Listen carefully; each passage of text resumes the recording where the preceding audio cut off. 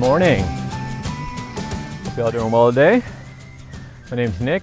I'm with the Permaculture vlog. My co-star Otto's back there, but I think he's probably going to be running around a little bit. We've gotten a lot of rain. I'll show you in the rain gauge in just a minute, but it's been a lot of rain the past couple of days.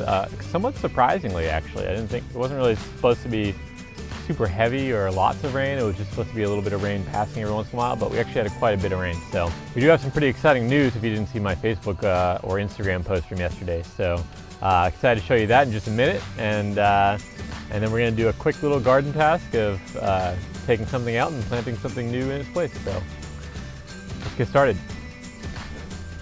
Otto. Here's my co-star, Otto. He's just using the facilities, as it were. In this case, a small little patch of grass where he usually goes. Looking at our rain gauge here, we got about, you can see, quite a bit of rain. That's probably about 3 inches of rain, maybe 2.5. And I can't remember, guys, if I emptied this yesterday. Yesterday there was about 1 inch of rain in there, yesterday morning. And I came out here and I checked on the chickens and everything before Katie and I went out down to the river. And I can't remember, honestly, if I actually dumped it or not. So it's possible that we only got another 1.5 inches in there, but it's also possible that we actually had a huge dump of rain. That's also possible here. Could be up to that, like 2.5 inches in one evening. So I am gonna empty this now so I can remind myself on the video when I'm editing that I've emptied it. So now we have a fresh rain gauge. It's kind of important to know when you do that kind of maintenance, the emptying and resetting your gauge there, because otherwise you'll just never know if you actually got enough rain or if you just forgot to empty it. Chickens are doing well. Pretty happy. But as you can see, there's only 2 here. One of them is probably laying an egg. Wait a minute. No, she's not. We actually have, for the first time here, our own broody mama. Hi, mama. How you doing? How you doing? So she's broody. There's a few ways I can tell that. She gets all, see if I come up to her, she gets puffy and she's not moving at all. She's really puffed up right now. She's pretty protective of her nest. So all these things kind of lead me to believe she is. And I had been thinking she was going to go broody for some time now, actually, because she kept on kind of sitting on the nest for, you know, like a day. She'd come up here and sit on for half a day and then not sit for a while. So for a while we've been trying to keep some eggs in here to encourage her to want to sit on them, because we do want more chicks. So, and we would like chicks that are raised by one of our mamas, because then it's much less work for us to actually do the raising. If you have a chicken actually raising your chicks, then you get to do much less work when they're growing up. They do tend to be a little less interactive with people, but as long as you actually spend time in here with them when they're chicks, and as long as the mama knows you and trusts you and allows you to be around her chicks, usually it's just fine. So you usually still can get that kind of nice relationship with them. So we're really excited. It's not the best timing, honestly, because it's the beginning of hurricane season. We just got into June here, so not perfect timing for a mama to go broody, but she should be hatched and everything by the end of this month. Usually it's about a 3-week gestation period, or a sitting period on their eggs, and that's when they're going to start to hatch. So in about 3 weeks, that's about the end of June, I think the 28th or so. It's a Saturday. This is what I wrote on my calendar, just so I kind of had it in my brain of, okay, I should remember to be looking for chicks at this point. If she sticks with it, she might decide she doesn't feel like sitting in a couple days and then just get up. You know, that happens. But I suspect that she's kind of been showing the signs of wanting to be a mama for a while now. So I suspect that she's going to be a pretty good mama. She's very sweet. She likes to cuddle me a lot. So I think she's going to be a really caring mama. So we're really excited for her. And so now we're just supporting her along the way. So I like to, when I have a broody mama, I like to try to give her a little bit of water right here. Obviously, I need to clean this out way more often than I need to clean something like this out. And she will come out and get what she needs at least once a day usually, maybe every other day if she's really wanting to sit for a while. But I also like to have a little bit of food right in there for her, some water, and then I do bring her nice fresh greens. And I just leave this right here, and that's right next to the nest box, so she's right in there. So she has a nice easy time to get a couple things. If she does just need a quick drink of water, or doesn't want to actually leave her nest, she can just reach out and get a little drink there. A little bit of food if she's a little hungry and doesn't want to get out and go explore anything. So I just like to give her what she needs. The last broody mom I helped along the way, I would go up and just kind of have a handful of food and feed her every day or so, just to kind of give her a reason not to have to get up. You know, if she needs to get up, she'll get up. But if she is perfectly fine with sitting and staying there, I'm okay with that, because that means it's more likely that the chicks will make it to fruition. So we're very excited, Katie and I. We've been really wanting one of our mamas to go broody for a while, so it's finally happening. So very exciting for us, guys. We're very excited. And I'm excited to share with you this journey, because you guys will get to watch along the way and see her pretty much sit there every day, pretty angry that I'm looking at her when I show you guys what's going on, but she'll get over it. So for now, we only have one egg produced today with this mama down here, and the rooster only has one hen to watch over for the time being. So he'll have to do a little bit of adjusting there, because he's used to having two mamas to mount on a regular basis. This mama actually came out, the one that's broody, she came out yesterday when I was out here helping them. Nope, forgot to do one thing in here. She actually came out to like do her daily, come out and check on everything, and she was there, and it was pretty funny. The rooster actually tried to, you know, do his little dance to mount her and so on, and she just puffs up really big and just kind of basically walks away, and he doesn't really question it. So I guess that's pretty common in the animal world. The female will just be like, nope, not into it, and they just have to kind of listen. All this rain, actually, I didn't realize it was going to be so rainy, so a lot of our tomatoes are splitting. So that's the bummer about rain. If you have lots of tomatoes that are close to ripe, lots of wetness on them can cause them to split. So I did harvest a bunch yesterday, and all the red ones you see, actually, they just kind of reddened up over yesterday. So I'll have to harvest all these before they split too much. And what's nice though is, you know, we can still eat them if they split. It's not like they're inedible, but it's, for me, it doesn't really matter if they split, because if we're not going to eat them, I just give them to the chickens. I just throw them in. They have some nice fresh tomatoes that they can eat. Or if like a worm gets in there and it's not something that we want to deal with, I just throw it into the chickens. So it just becomes chicken feed, guys. It doesn't need to be the end of the world just because their tomatoes got split. It is sad that we don't get to eat them, but you can still eat split tomatoes, guys. It's no big deal. Next thing I need to do actually is gather a little bit of compost, and I'm actually going to do that from down here today. So right beneath the chicken pen here, you can see when they're scratching in there, they scratch onto the fence and it comes through onto the ground. So I'm going to harvest a bunch of this right now to put in, to basically add compost to the garden where I'm going to be doing a little bit of maintenance. So if you'll bear with me, I'm just going to grab that real quick. Garlic that's starting to grow. Just go out in the garden, see if it takes. But yeah, this area, this just gets so overrun with all they kick it all down, and man, just so much here. And this stuff's actually pretty good. Right now it's pretty wet, so let's see, what's it smell like? Still smells fine. Doesn't smell like too sweet or starting to get stinky or anything, so I know it's not going like anaerobic, which is what I would want to avoid. I don't really want to put anaerobic stuff on my soil, anaerobic compost or anything like that, because that's just going to bring on all these bacteria, these anaerobic bacteria that are not so great for the plants that I want to be growing. So, but as long as it doesn't smell bad. And the only reason it would really go anaerobic is if it was just too wet here, because they've recently scratched this through, so it's been super aerated. So it's just if it got compacted while it's here and sitting here, that's fine. So you can tell, like, smell is a pretty good sense here to kind of know if things are going right or wrong.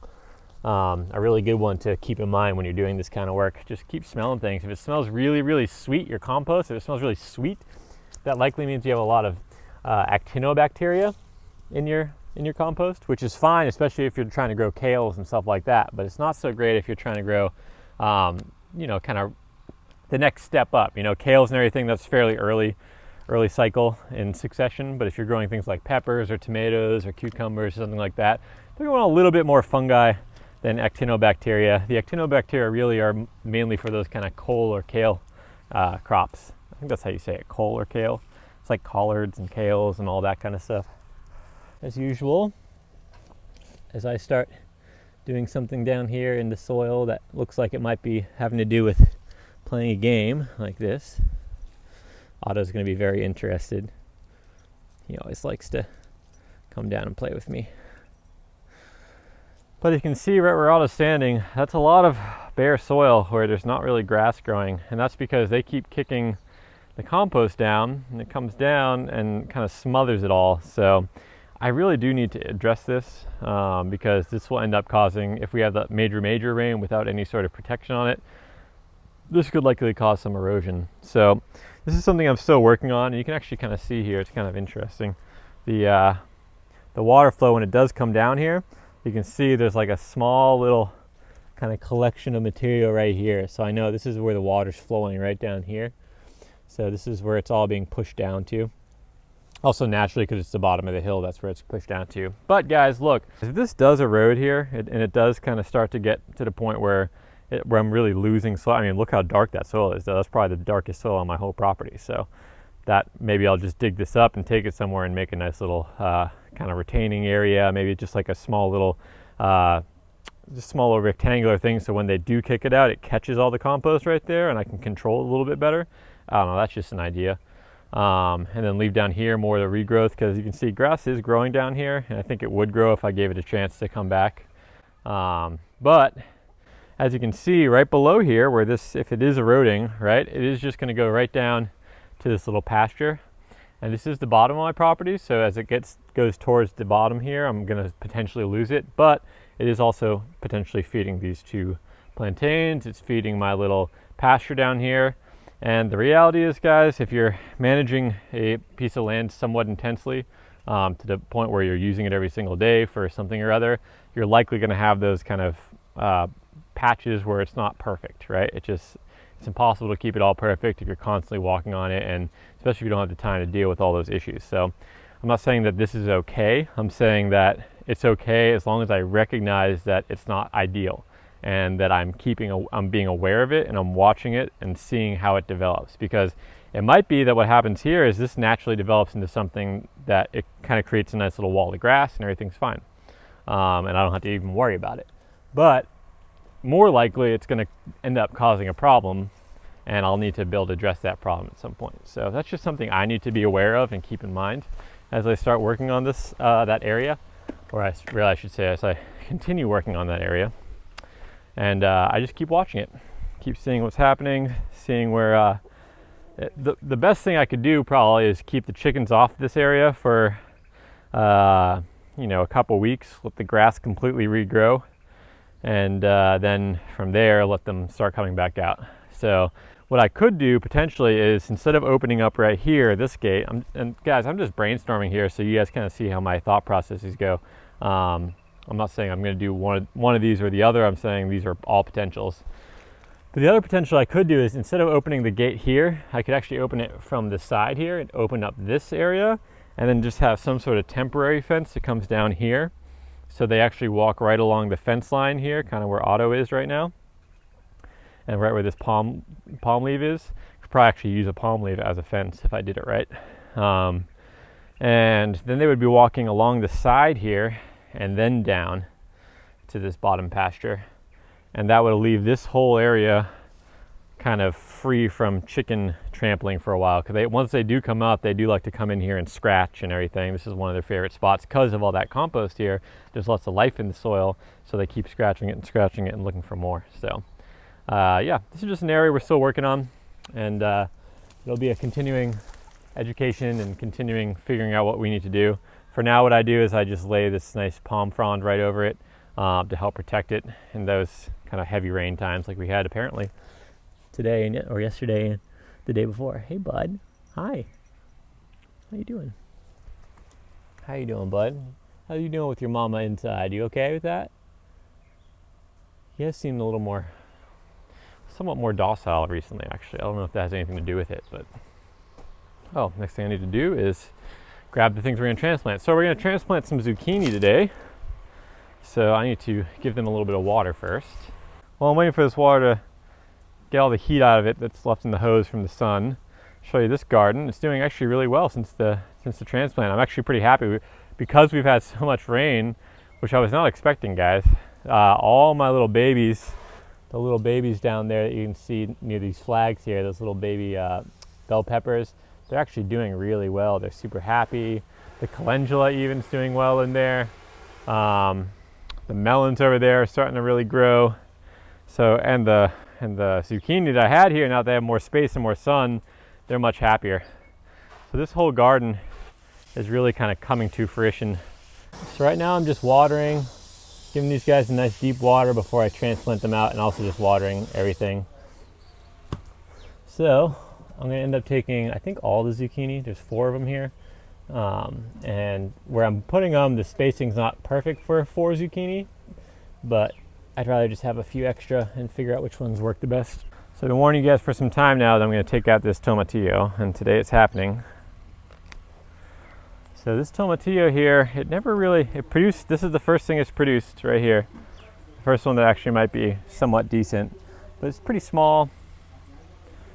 Hey Otto, how you doing? I'm getting a little dirty because my hands are dirty. I'm getting you dirty. But this tomatillo, guys, is just not producing. It's not producing enough for me to make it worth me to keep doing it, to keep wanting it here, because it's just taking up so much space, and it's somewhere that I could have much more production. So as you can see, Otto's here to help me. So what I'm going to do is, instead of ripping it out and pulling all the roots out, I'm actually just going to cut it right at root level with my hori hori. So this is a garden knife, so it has a nice little serrated sharp edge, so I can actually cut things with it too. So I'm actually just going to cut it and throw it on Otto, because Otto likes to play in all this stuff. This is where the tomatillos were, and they're now on the floor here. So I'm just going to do a little bit of cleanup here, and then we're going to add the compost, and then we'll continue on. This right here is actually purslane, and it's something that I don't really mind in the garden, so I'm actually going to try to keep it as I do this, but if it does come out, it's no big deal.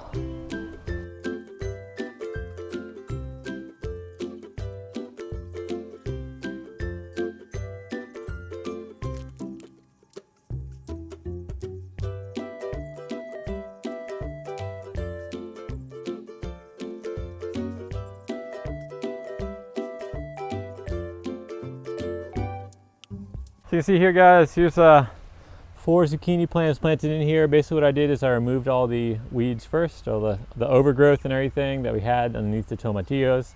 Add a nice fresh layer of compost. This area is actually pretty decompacted already, so I didn't do a major aeration, but I can later if I do notice that I'm having some problems with that. Just with a garden fork, super simple. And then I planted these 4 zucchini. Now, I know, guys, that's way too close of a spacing for zucchini. They like to get nice and big, as evidenced down there, but these guys are I probably should have at least transplanted them last week, so they probably are a little bit late. So I'm expecting to have a little bit of shock when they go in, and I expect I'll probably end up losing 1 or 2, and probably only 1 or 2 are actually going to do well. That's what I've been noticing. There's only a couple that show the genetics of being really well adapted to my site here with all the moisture and humidity and everything we have. So I'm over planting so that as they start to grow, whatever ones seem to be doing the best, I'll keep, and I'll just cut out the rest of them. So over planting just so I know that I'm going to have some sort of production here, and hopefully I might be able to get 2 plants if this one takes and this one takes. I might be able to make that work in terms of spacing, but it's unlikely that we'll be able to get all 4 of these, because that's just going to be way too much for this small little area. So yeah, there it is. That's quick, really easy, simple. Pull everything out, add some more compost. Oh, the cat's being very loving right now. It's distracting me from what I'm trying to tell you guys.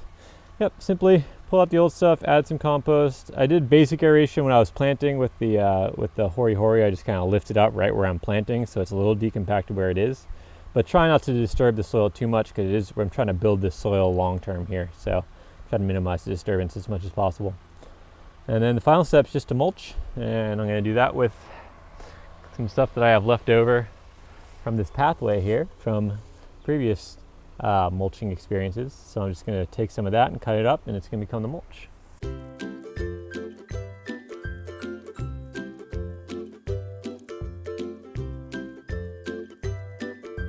All right, everything's mulched here. I use old banana leaves that we've been walking on a little bit, so they started to break down already. And I just use the stems too to help hold everything down as all this stuff gets started. So there it is. Oh, Otto's still interested in playing. So there we go, 4 squash planted. This is a project I've been wanting to do for the past week or so, and I just never actually got around to it. So, and all the material from what I took out goes right into the chickens, and they'll process that and it'll turn into future compost. They'll find what they want. They're probably not going to like the tomatillos too much, but if there are any little small fruits on there, they might eat those, or the flowers maybe. I'm not 100% sure what they think of tomatillos actually, since I haven't really gotten them to grow much. Kind of failed at the growing of them, so I'm not really sure if they actually eat them or not, because I haven't been able to go through that process yet. But yeah, there we have it, guys. Just a quick little garden task. Now this bed looks a little bit different. Looks much less full right here and much more overflowing. So now we just got to wait for these zucchini to grow up, and then they'll start overflowing a little bit, and we'll see if this spot's a little bit better than down here. Again, guys, I'm just kind of experimenting, because I have zucchini down here. They took a while to get going, but now that they're actually kind of in fruition, I got the spacing right and we got enough sun on them, they seem to be doing really well. Up here, I'm thinking maybe it'll be it does get a decent amount of sun right here. It should be pretty happy, and maybe it's a little bit better drained for them. So we're just going to see where they like the best, and that's how I learn where to put things in the future. I just keep trying until I find something that works, and then try to learn from that. Again, guys, it's learning from your property, not imposing yourself on your property. If you did plant something and it's really not doing well or anything, ask yourself, is this really the best place for that plant, or is this just where I want that plant? Because if it's just where you want it, it's likely that, if you just put it where you want it, it's unlikely that it's actually going to be the perfect spot for it. It's more likely that you're just putting it somewhere where you want to have that plant growing. And oftentimes, when you take that strategy, you end up with sadness and a dead plant. So keep that in mind, guys, when you're planting, and just learn from what's going on your property, learn from what's growing where, why it's growing there, try to figure all that out, and then work with it instead of work against it. All right, folks, that's it for today. If you do like what I'm doing, please subscribe to the channel. That really helps me have that motivation to keep going when I see that subscriber count go up. It actually has gone up quite a little bit. I'm up till I think about 78 now. 78, pretty cool for just over a month in. I'm pretty happy with that. I'd love to get to 100. At 100, I think I can change my YouTube URL to actually say like Dieta Permaculture, instead of just saying like XZYZ 1 2 3 4, something like that. I can actually have it like youtube.com/user/my name or something. So it's a very little thing, but it's something that I can look forward to, and it kind of makes me want to reach that goal so I can do that. And then after the 100, the next goal is 1,000, and that's when I can start potentially monetizing, I think, and I can also go live with you guys, so I can actually take you guys with me, and while I'm actually doing something, and just take you right live, as long as I have a good internet connection, which is the one question. But I could actually take you out here and do something live, especially like when I saw that Broody Hen going there. I could have done a YouTube live there and shown you that live, and it would stay there. So anyway, that's all for today. Hope you guys enjoy. Hope you have a great day. Happy Monday. Happy week. Hope you have a good week and your work week. Hope you're back to work if you were not working for a while.